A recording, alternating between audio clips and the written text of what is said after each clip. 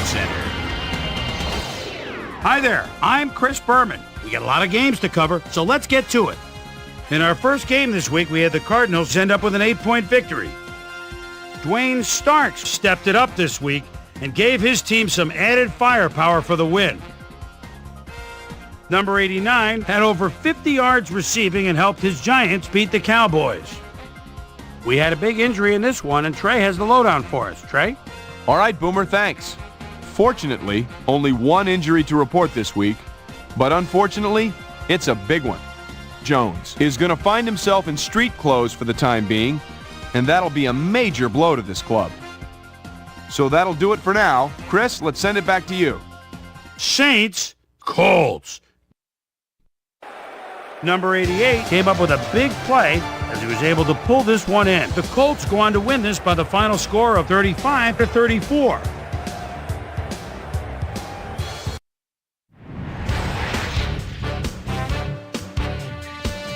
Up in the Pacific Northwest in Seattle, the city by the Sound, we had the Seahawks decisively win by 17 points.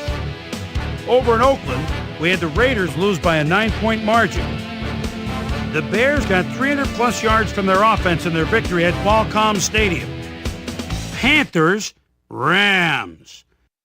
Qualcomm. Steve Smith emerged as a real weapon as he pulled one in here. The Rams win this one by the final score of 34-31.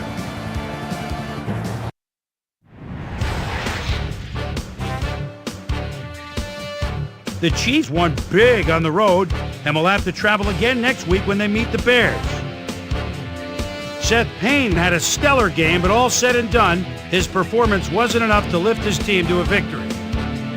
Number 81 had an unbelievable day catching the ball and helped his Patriots beat the Jets. Falcons, Vikings. The ball.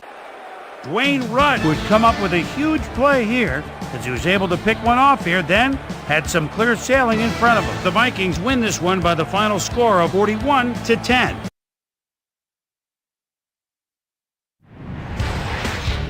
Over in Cleveland, home of the Rock and Roll Hall of Fame, we had the Browns bash their way to a 23-point victory. Over in Ralston, Maryland, we had the Redskins get nipped by 3 points.